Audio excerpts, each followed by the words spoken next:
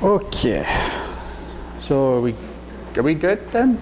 Ready to go? Cool. I'm just gonna pop this right here, my own type thing. Okay, so hi, for the few of you that don't know me, I'm Justin, and my project was based around using new media as a learning device.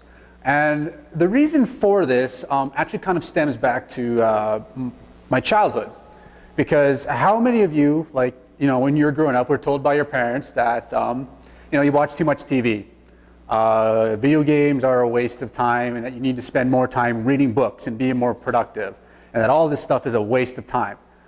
I don't know about you, but my mom told me that all the time. My dad told me that even more because he was a, born and raised cattle cowboy hick rancher that believed that if you didn't spend all day outside busting your butt, then you were wasting time and energy and things like that. And that really bothered me a lot because I learned from that type of stuff. And growing out in the country, I didn't really have a whole lot of social life. I mean, my nearest neighbor was 5 kilometers down the road.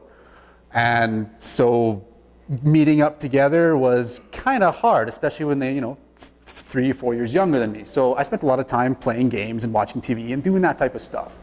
And I found out recently that I'm not, well, I shouldn't say recently, but I did some more in-depth study on this for my project, and I found out some really interesting information that I'm not the only one that had a childhood like this or has a childhood like this. And I found out that in 2009, there was a group of people that did a study with a control group of about 2,000 youths ranging from the ages of 8 to 18 years old. And they found out that during that period of time, the average youth spent about over 7.5 hours per day plugged into some form of entertainment media, whether that be their phones, their games, their TVs, computers, internet, et cetera, what have you. And that went up by over an hour in like 5 years from 2004. And I thought that was really interesting. That's a lot of time in a day spent, seeking entertainment media, that instant gratification of stimulation. And I kind of tried to finding some more information about that, like, if that had gone up at all during more modern times, because, increase in technology is even further beyond that. And I found something really interesting is that it actually hasn't changed that much, because no matter how much time you want to dedicate to this, there are only 24 hours in a day, and you spend an average of 6 to 8 hours sleeping, and then you have jobs and school, and so you actually don't have a whole lot of time after that for this type of stuff. And so they've pretty much gotten to the point where have maxed out the amount of time in a day that they can do this, and that astounded me. I thought that was really interesting. But at the same time, like I said, my mom thought it was a waste of time, but that really bothered me because I learned so much from this type of stuff. Like, maybe not necessarily useful information, but stuff that I remember. And my own personal experience involves in Disney. I can recite almost every single Disney movie I've ever seen by heart, front to back, 10 years later. Things like Lessons from the Magic School Bus, and my personal favorite video games right here. This is a map of one of my favorite games from the Super Nintendo that I played when I was like 10 years old. And this is like a complicated map that kind of shows, but I can still remember where everything is, all the little secrets, quests, side quests, all that fancy stuff without ever referencing this. And like I said, that was back when I was 8. But stuff like this sticks with me. And I bet you some of this stuff sticks with you too. Like, how many of you, learn to think like a rescue hero? I mean, they have those this concept isn't necessarily new, but it was always directed towards really young people, and maybe not necessarily taken seriously a whole lot. And I thought, well, why don't we take this seriously and use this as like a potential for more than just classroom education, something that can be applied to more everyday stuff or just other educational aspects in general. And so I decided to create my project called Tae Kwon 101, which is a series of tutorial videos that demonstrate basic Taekwondo techniques in 3D animation from various angles and different speeds that you can use as reference. with easy to understand tips and instructions, that showcase how to do these simple techniques easily and can be understood by just about anybody. And the reason why I decided to choose martial arts over everything else is because I'm a huge proponent of martial arts. I think that everybody in the world at some point in time should at least try some form of martial art. There's a lot to pick from. So, and a lot of people might just see it as just like learning how to fight or just unnecessarily violence. And it's really not. There's aspects of martial arts that can be applied to all aspects of life, from building self-discipline, instilling a sense of respect, not only for yourself but for other people, which is something that I think a lot of today's youth is really lacking in, and that's my personal opinion. So, but there's a lot of things that you can learn from martial arts, but one of the biggest things that is, I think, one of the most valuable skills that you can learn is that it builds confidence in yourself, and with confidence in yourself, you can accomplish so much.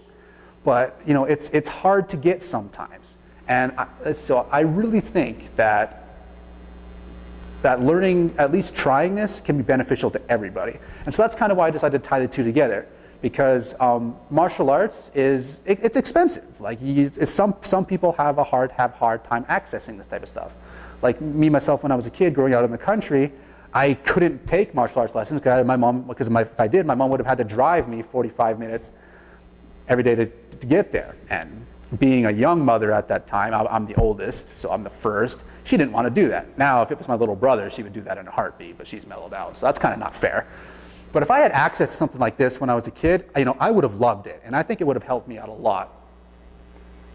So, but then I kind of thought that there already are Taekwondo tutorial videos, and they're typically done in this manner. And this is just a segment of it, but this is a very good tutorial from a technical aspect.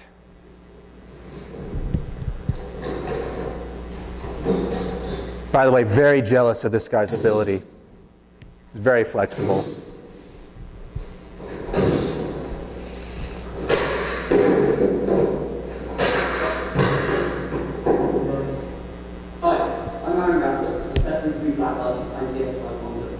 I'm going to show you how to do or how to improve your side kick. Right, okay. The easiest way to first do the side kick is to actually be in a parallel position. So my toes are pointing towards you. I'm going to be either kicking this way if I'm doing my right leg, or this way if I'm doing my left. The reason why it's easier to start from a parallel position is because already my shoulders, hips, and foot are in line. So really all I have to do is lift my leg in, extend out, and I've got a side kick. So that's really good. But the problem with this video is that it's a segment. He continues on with this tutorial for over 11 minutes.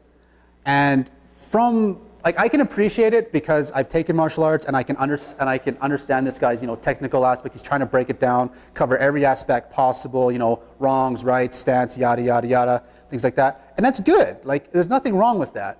But the problem is that it's long, it's tedious, and the odds of you actually sitting through that 11 minutes is really low, because all he's really doing is having an 11-minute video that's teaching you how to do this, and that's like not even 5 seconds right there. And so if I'm wanted to make like a series of tutorial videos for all ages ranging from youth to adults, it needs to be much smaller than that and much more interesting, more engaging. And so that's kind of why I decided to build the structure of my things around. And then there's also the aspect of what makes an effective teacher. And I had to do some research on this and also take some from my own experience, because I actually wanted to be a teacher at one point in time, but that didn't really work out for a couple of reasons. But from doing some research and from my own experience, I found out that effective teaching involves several things. First of which is short statements. Nobody likes listening to a long-winded monologuing lecture. I mean, maybe you can read that on paper, it's all fine, but listening to that, it's really hard. And the other thing is that you need to have engagement. A monotone voice is, again, hard to listen to. You need to have some form of emotion and inflection. portray that you are interested in this, and you will make your audience interested as well. And again, some like just spontaneity, so just being active and engaged, and a little bit of humor never helps as well. People remember humor. And so I decided to take all this and in my structure my videos, and how I decided to make these videos was to animate them in 3D using 3D models in 3ds Max, rendering them from different camera angles, recording the audio, and then putting it all together in Adobe Premiere and exporting that as a final video. Now, I was originally supposed to try using some motion capture data with this stuff, but I had some major issues with my mocap data that didn't work, and so I had to animate everything by hand using keyframing. Like for just an example, one of the problems I had with my motion capture was my T pose like this, which is like your basic default pose that's supposed to start and stop all your animations. When I loaded it up on my biped did this.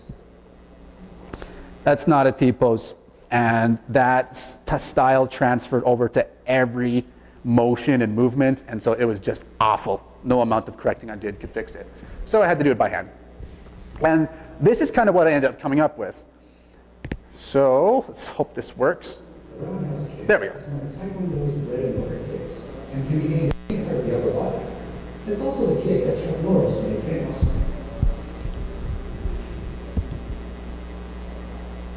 To start, raise your right leg as high as you can, while keeping the foot aligned with your knee, and your toes pointed straight. This position is like cocking a gun. You're preparing for the start. Pivot your body with all your foot and extend your leg into the kick, striking at the top of your foot. The pivot is absolutely crucial. It's a small movement of your ankle, but it turns your entire body, and it generates a lot of power. Without it, you would use the muscles of your legs, and it's significantly less effective. After the kick, return back to the top position before continuing back into your walking stance. And that's all there is to it. Keep practicing, and maybe you can become the next Chuck Norris. So that's kind of like the basic structure behind almost all of my videos. After that, I have some reference videos of different angles in slow motion. Just once you've gone through the tutorial, you don't want to listen to the whole thing again. You can just like see it from what size. Okay, am I doing this right? Am I holding my hands in this position properly? Is my foot in the right spot? You can just get that information really quickly. But then it also raises the question: is why 3D? Like why should I animate this in 3D? Take the long way around doing it rather than just doing what that guy did and just making a short and condensed live action thing. Well, there's a number of reasons for that. One of which is 3D is everywhere. Like it is firmly entrenched itself in today's like entertainment media. Anywhere from like video games to like some of the favorite 3D movies out there. It's popular, and the reason why people are doing this is because it works. It's catching people's attention. You can do things in 3D models that you can't necessarily do in real life without some amazingly good professional stunt people.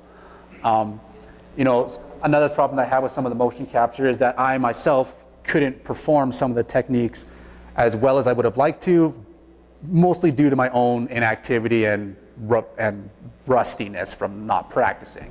So the 3D animation allowed me to correct for that and actually make like an almost ideal type thing, so you can see what's that like. And plus the fact that it's extremely versatile. Like I can take like this 3D model and I could plug it into an old grandma if I wanted to, and you could have like grandma's so-and-so teaching you how to kick somebody in the face. Or you could, or I kind of went with this person because it was like one of the best martial arts type structures that I could find for free. And it's also, that's a pop culture icon. Like a lot of, I can't imagine that a lot of youth these days wouldn't want to learn how to fight from Goku. I mean, things like that. But you could take that any way that you wanted to. And you could have like anybody. You could have like maybe if you were a girl and you wanted to, you could learn from Sailor Moon or something like that. I don't know. It's great. It's so flexible. You can like really, really, really control all aspects of it. And so once I had the videos, what I did for a template is I wanted people to be able to like pick and choose and get the information that they wanted to. And so I decided to structure it in a DVD menu where you had like a list of techniques that you could choose from, and then from that list of techniques, it was broken down from the main tutorial to those different views that I talked about. So this is kind of what it ended up turning out to be. So we have like the first one here. These videos are all meant to kind of be, they can be like picked and choose at will, but they're kind of meant to be played in a little bit of an order. So you start with this one, which teaches you how to do your basic, basic standing position for all your arm techniques, such as blocks and punches. And then once you learn how to do all that, you go back to this one that teaches you how to do all your kicks. But again, you don't have to. You can do it in any which way that you want. So for example, like this middle block here, you click on that one, and it takes you to this sub-menu here because of the different variations. And you can like pick and choose which one that you want to do. And I actually have this loaded up on here. I'm gonna do this so you can give it a try. It's right here. So if we do this, anybody want to pick one? Just punch? Okay. So for a punch, first thing you want to do with the punch is you want to do your horse stance here. And please work. The horse stance is the basic stance you use when doing drills that involve your arms, such as blocking or punching. Your feet should be a little more than shoulder width apart, while bending your knees down low and trying to keep your back as straight as you can. Your fists should be positioned squarely at your hips. This stance is uncomfortable, but it's very stable and provides a firm foundation to build your technique. So the two stances are the only ones that aren't animated, are pretty much so that you can like just kind of get a reference of what it's supposed to look like. But then from there, if you go to the punch, you go to the punch tutorial up here. The basic punch is very simple, but there are still some key points to understand. In Tae Kwon, you should imagine that both your hands are connected by a rope going around your back. When one fist goes forward, the other pulls back. It's like a pulley system. During the middle of your punch, your hands should be at the same height with your wrists facing opposite directions. As you extend into the punch, snap your wrists so that they switch directions quickly. This generates a lot of power. Your punch should strike at about chest height, and impact should be done with the first two knuckles of your fist. Alternate hands for practice, making sure you maintain proper form. Now granted, you probably wouldn't stand in a horse stance during a spar or a fight, but the principle can be applied to any stance. And then from there, if you want to do like, say you want to see what it looks like from the lefty hand, you just pick that, and it just does this really quick in slow motion as reference. There's no audio because they're really short, but same thing happens. Same basic structure goes around through all of them. This is one of my favorite ones here because I really liked how it blended together. I was actually really surprised this worked out as well as it did. Individual blocks. It's time to practice combining. Every block can be transitioned into another, and it's important to be able to quickly and smoothly switch at will. This is just an example, so feel free to come up with your own combinations. So that's this is one of my personal favorites, just because, like I said, I liked how it worked together. I didn't think that I could string them together that well, and it worked out for me. So I was quite pleased with it. And so that's my basic project in a nutshell. I plan on taking this to my Taekwondo instructor back in Brooks and seeing if I can get his approval to pass it out in his class. I can't I can't sell it or ask money for this right now because I haven't been approved by him. Like, in order to actually teach Taekwondo in that formal setting, you have to be approved by somebody, and part of the agreement of you learning is that you don't teach until, like in an official manner, until you've been approved.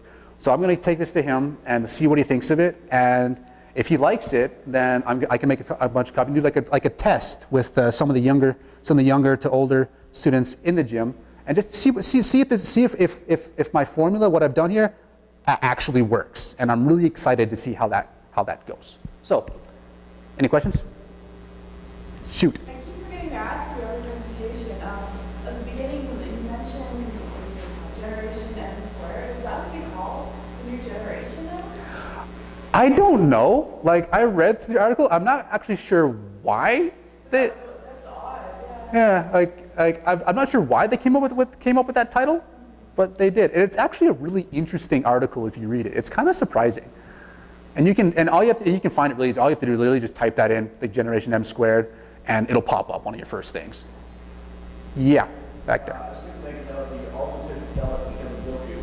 Yeah, that too, and the copyright information of that. But I could technically take those same models and put it on something that I could sell. Like I said, I chose that one just as an experiment because he's a pop culture icon, and the fact that he was free. so there's that. I found one that I could use for my model that would have been allowed to sell, but it was like $200, and I'm broke. So, yeah. Would you expand to different martial arts styles? If I knew them well enough to teach, yes. Yes. And you had something back there, or you? No. Oh, okay. And technically, all that was in that video, if I would have had time to animate, learning how to do the actual like formal pattern type things that you have to do, technically, if I had time to do that, all the information that I put there would have been enough to get you your first 3 belts in Taekwondo, at least in my school. So that again, that's basic stuff. I could have gone further and done more advanced, but it would have been a lot harder and longer. Yeah. Justin, it's really we'd like to see how you brought this project to the state where it's at now. And one of the things that we've always championed in 15 years of our program is for people to take their own life experience and somehow capitalize on it. And so it's great to see that you're taking your own actions or your own knowledge and commodifying it. The adjunct to that is if you were to go out of martial arts, can you see how you might create other learning DVDs or new media systems? And if so, what would that content be? Well, I can think of a number of things right off the top of my head. One of the things of which is I worked maintenance at a provincial park over the summer, and I could make several 3D animated tutorials about how to put together an irrigation system, because it sounds really simple and easy, and to me it really is. But having worked with several people that are not the brightest individuals in the bunch, I'm amazed at how often they make the same mistakes over and over again, even if I show them something, and if I show them. But if I made them something like this, with had a humor aspect, like for example, one of the things that I know what happens if you set this up wrong, then you have the potential of blowing a sprinkler up in your face, and that's super funny. And if somebody saw something like that beforehand in like this 3D aspect, I can imagine that being like, oh wait, this could happen, so I'm gonna not do this. And I could see that working out like that. Whether or not it would actually be that effective or not, I don't know. We'd have to test it out, but it could apply. Like I could totally do that. I could also make another one based on how to catch a rattlesnake with your bare hands, because I can do that. Just random tidbit of information. So, yeah. So you're talking about taking this and testing it with kids, right? So what sorts of things would you want your team to find out from? Like how will you gauge if it's successful and or what needs to change or add underneath? Well, with that, I'm actually pretty close to, I shouldn't say really close, but my instructor, he's a native Korean, speaks very little English, and so there's a bit of a communication barrier between him and a lot of his students. He makes up for it using his being happy and cheerful and his like mimicking action type things. But because there's that language barrier, and because I'm also one of the oldest students that regularly goes there, a lot of the younger kids come to me anyways for this type of help and instruction. And some of the other ones that are old enough to like know better and actually higher ranked, they chat with me anyways. And we talk about how the students are doing, how they could improve. And so if I was to hand these out to some of these students, be like, hey, take these, look at them, see if they helps, and let me know what you think. And I could also talk to their parents as well, because a lot of their parents will come and they'll watch them do their performances and things like that. And every now and then I'll have, not as often as I would like, but every now and then I'll have one come up and be like, oh, hey, thanks for helping my kid. I really appreciate it. Do you have any suggestions and things like that? But if I actively went out and be like, hey, I'm trying this experiment. Could you give me your feedback on if this helps your kid at all? So I could get access to that type of feedback pretty easily. One other question too, you kind of spoke of accessibility being one of the things that you're really interested in here. So ultimately, does that mean that you want to have this as a web version rather than a disc or physical disc? Yeah, that would actually be really good. I took it out of this thing due to time, but I actually had a link to a YouTube clip that pretty much did the same thing that I kind of wanted to do, where the video started and it led to a bunch of options. You could just click right there and it would automatically jump to that spot in the video. That worked. So I could take that same principle and apply it.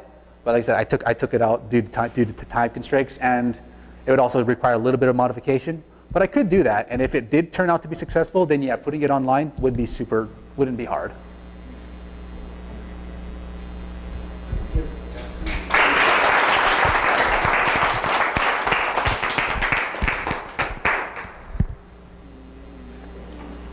I think my presentation is what?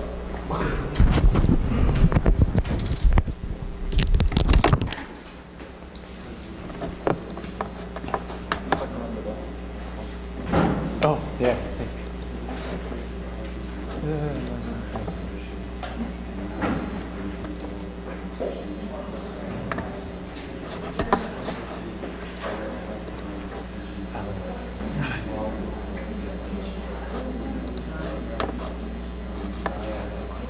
Yeah, I have to log out of yours.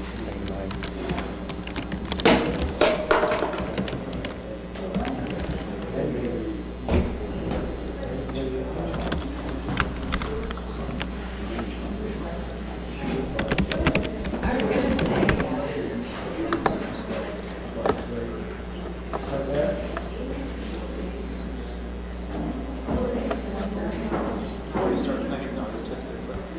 Oh, yeah.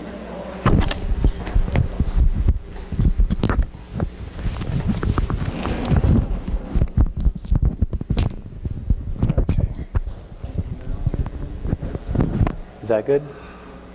Okay, excellent. And it's still good when I move my head around? Okay, good.